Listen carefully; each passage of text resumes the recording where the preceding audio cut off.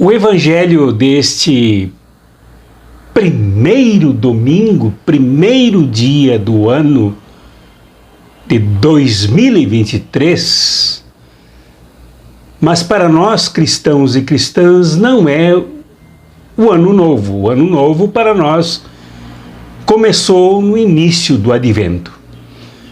Então, o evangelho para este domingo não poderia ser um mais significativo e mais apropriado para o momento que nós vivemos no Brasil e no mundo do que este, o de São Lucas, o Evangelho segundo São Lucas, no capítulo 2, principiando pelo versículo 16, leitura estendida até o versículo 21. Como sempre, eu peço que deem pause aqui para a participação de vocês nesta reflexão, lendo durante a pause este evangelho que é muito significativo e que servirá de base para a nossa reflexão para este domingo da família sagrada, 1º de janeiro de 2023. Este evangelho de São Lucas, como todo este documento catequético, é produzido pelo autor a partir das expectativas, angústias, dúvidas, confusões das suas comunidades. E para dizer quem é Jesus, pois a grande pergunta que atravessa este e outros evangelhos é: quem é Jesus? Lucas surpreende, choca, faz a gente tremer nas bases. Por quê? Porque este evangelho mostra Jesus nascendo numa estrebaria, num coxo, entre os animais. E foi ali que Deus, se fazendo homem, buscando que o homem se faça mais completamente humano e se aproxime mais de Deus, abriu espaços entre os animais, entre os donos dos negócios com animais, para nascer. Mas não foi só ali. A abertura de espaços também foi com relação à lei. Este evangelho mostra bem o conflito entre a graça do nascimento de Deus em Jesus e a lei. A lei mosaica mal aplicada, aqui discriminando a mulher, considerando que ela precisaria de 8 dias de purificação após o parto, para então se dirigir ao templo para a apresentação de Jesus e fazer as suas oferendas.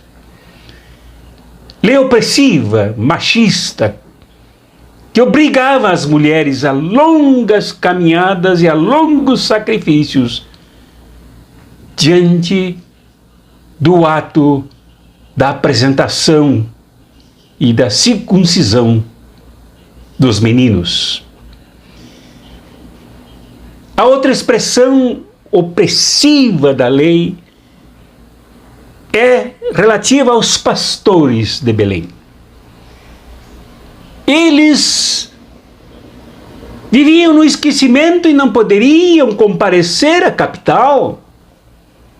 Não poderiam de modo nenhum pensar, sequer muito menos ingressar no templo de Salomão em Jerusalém, porque não eram bem vistos. Pelo contrário, eram muito mal vistos, cheiravam mal, não tinham tempo para se dedicar a ler a Torá, livro sagrado judaico, não tinham disposição para assimilar e aplicar as complicadas leis impostas pelas interpretações dos fariseus e saduceus.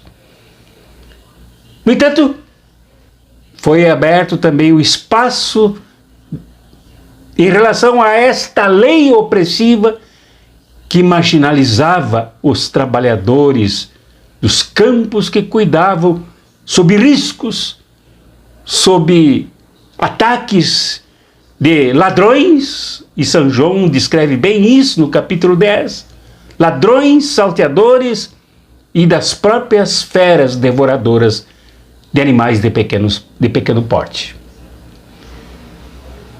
Lá estavam os pastores também, ajudando a romper esta estreiteza na compreensão da lei. E o que eles viram? Eles viram, eles chamados pelos anjos, e aqui São Lucas, como faz ao longo do seu evangelho, mistura céu e terra, mistura o cosmos, o universo inteiro com os eventos da ação de Deus, misturando-se às ações humanas. Foi isso que eles viram. Eles viram uma criança que nasceu como qualquer outra criança, com a diferença de que a grande maioria das crianças nasciam em lares, em locais absolutamente aquinhoados e protegidos, principalmente os da elite religiosa do Templo de Jerusalém e da elite do Império ocupante desta região romano. Esta era a grande diferença, mas no mais, do ponto de vista biológico, Jesus nasceu como qualquer outra criança e fazia suas necessidades como quaisquer outras crianças. O que houve ali foi outra coisa específica, que aqui Lucas mistura um pouco o nascimento com a ressurreição de Jesus, porque o Evangelho foi escrito entre os anos 70, 75 a 115. Portanto, Jesus já tinha falecido, já tinha sido assassinado, já tinha sido traído, já tinha sido perseguido, já tinha passado por todas as agruras e ressuscitado. Tudo isto se mistura nesta narrativa de São Lucas. Isto é diferente para os pastores, porque apesar de tudo, havia o brilho, havia a face de Deus que brilhava na criança, que brilhava na Mãe Maria, que tudo guardava no seu coração, que brilhava no pai adotivo José, que se desprendeu, como nós vimos na reflexão do domingo passado, o tempo inteiro dedicado à causa de Jesus. Aqui, Maria, ao guardar tudo no coração, para São Lucas significa a própria comunidade. Ela representava a comunidade que deveria refletir, que deveria recolher os aprendizados, que deveria crescer no ensino catequético de todas as orientações dos eventos de Deus atuando na humanidade, atuando na história, atuando, agindo no cosmos. Guardar tudo no coração, pensar, refletir, para assim nutridamente agir mais adequadamente. Nesse drama todo, original, para São Lucas, para a fé cristã, tem vários personagens. Enquanto eu me preparava para refletir aqui com vocês e para refletir este evangelho dominical, coisa que sempre faço, eu pensei em qual desses personagens eu gostaria de ser, com quem eu me identificaria. Eu pensei com Jesus, jamais. Com Maria, mãe de Deus, não teria essa condição. Nem mesmo com José, o operário, o carpinteiro de Nazaré, não teria essa condição. E eu me encontrei entre os pastores de Belém. Me identifiquei profundamente com os pastores de Belém. Porque no fundo, os pastores de Belém fizeram uma greve. Eles pararam com tudo, eles deixaram todas as suas atividades para lá. Para ir ao encontro, com o objetivo de conhecer aquilo que os anjos cantavam sobre as colinas e entender esses mistérios. Eles fizeram uma greve e se puseram em marcha. Porque não há como fazer greve e ficar do mesmo jeito. Não há como fazer greve e ficar no mesmo lugar. Não há como fazer greve e fazer panelinhas. É preciso se juntar. Então por isso me identifiquei com os pastores, com os trabalhadores, com os pobres, com os ignorados de Belém. E me senti assim como que meio misturado com eles nesta caminhada em direção a Belém. Me senti um deles. Será que vocês se sentiriam também? Sentiriam bem? E ao chegar lá na manjedoura, na verdade houve um choque com tudo aquilo que os anjos cantaram, que não fechava com o que eu via com os pastores na manjedoura. Porque o que eu via com os pastores na manjedoura era um bebê misturado aos estercos, à urina do gado, ao mau cheiro que se exalava na estrebaria. Mas, conversando com os companheiros de greve, de marcha, de luta, de busca de compreensão desses mistérios todos, fui tomado por uma alegria tão grande, tão entusiasmante, e percebi que eles também se sentiam extremamente alegres, não mais dominados e encharcados pelo preconceito da força da lei, e nem mais assustado também com a força do Império Romano que forçava, que obrigava a população a se recensear para terem nas mãos o cálculo de quantos impostos mais deveriam cobrar da população.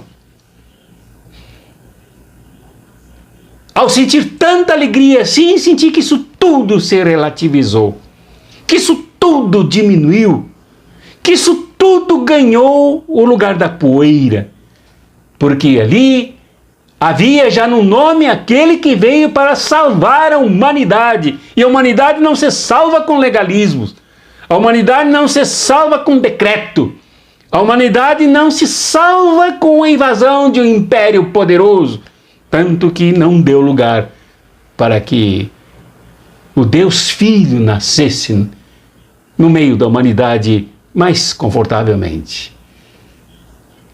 Então, na volta, nós conversamos muito, nós trocamos ideias, nós nos alegramos e não éramos mais as mesmas pessoas. Porque quando se toma uma consciência capaz, forte, capaz de a gente enfrentar todo esse sistema dominante, representado pelos patrões proprietários do gado, do nosso serviço, do nosso ganha-pão, quando se chega a este ponto, não se consegue mais voltar à subserviência, à escuridão e à pequenez.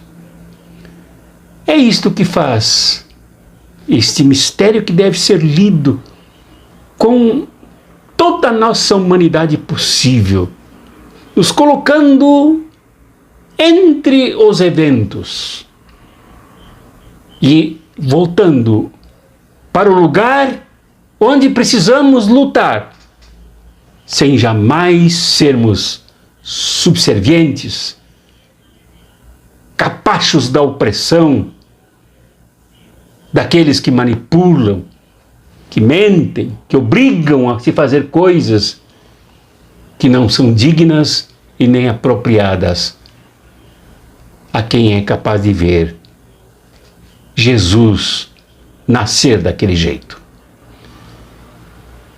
Nós vivemos um momento esperançoso no Brasil. Aqui nós temos que abrir espaço entre os mortos, 700 mil mortos em nosso país, para a alegria desse tipo que tomou conta dos pastores. Nós temos que abrir espaços no mundo negacionista que foi imposto sobre nós como justificativa, como pretexto para impedir o acesso à ciência, o acesso à educação, o acesso à tecnologia, o acesso à saúde, o acesso a todos os cuidados possíveis. E nós conseguimos abrir este espaço, esta regeneração, esta alegria.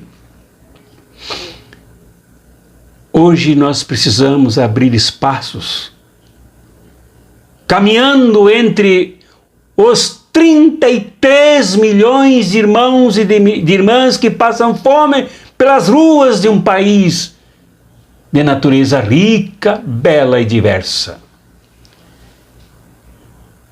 Nós também temos que abrir espaços por entre tantas tristezas advindas do desemprego, que nega as pessoas, que diminui as pessoas, que faz as pessoas sentirem nas piores situações econômicas e emocionais possíveis. Mas, ao olharmos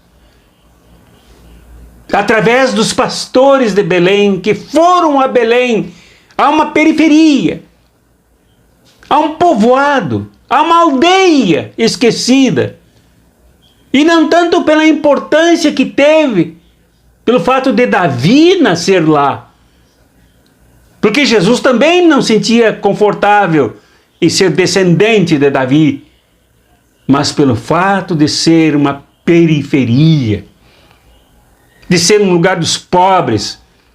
Belém, que quer dizer casa do pão, da onde saiu aquele que em João disse que era o pão da vida, para se compartilhar com toda a humanidade, para que nós nos alimentemos nele também. A casa do pão caminha conosco, para que nós também nos transformemos em pão que alimenta, em pão que eleva a consciência. E para concluir, então, meu irmão e minha irmã, eu deixo estas linhas aqui.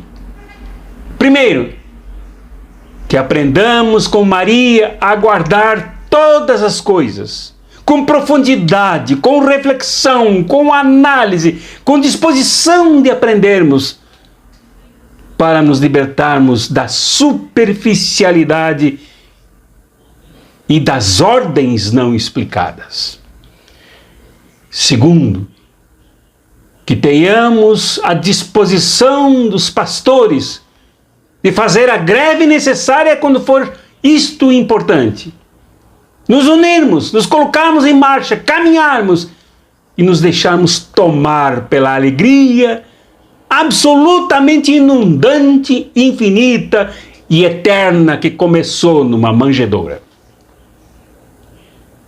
Sendo tomados por esta alegria, tenhamos a coragem de retornar, mas retornar agora da mesma maneira como os anjos que cantaram sobre as colinas, no coral celestial. Cantarmos também que ele nasceu para que não vivêssemos mais nas subcondições humanas que fritam o ser humano em pouca banha, fazendo-nos absolutamente insignificantes. Como bispo da Igreja de Deus, pastor do povo, eu te abençoo, meu irmão e minha irmã. Que a bênção de Deus Pai recaia sobre ti e que o seu rosto brilhe sobre ti com misericórdia e te faça misericordiosa. E que a bênção daquele que é Pai, que é Filho, que é Espírito Santo, te dê a paz. Em nome do Pai, e do Filho, e do Espírito Santo. Amém.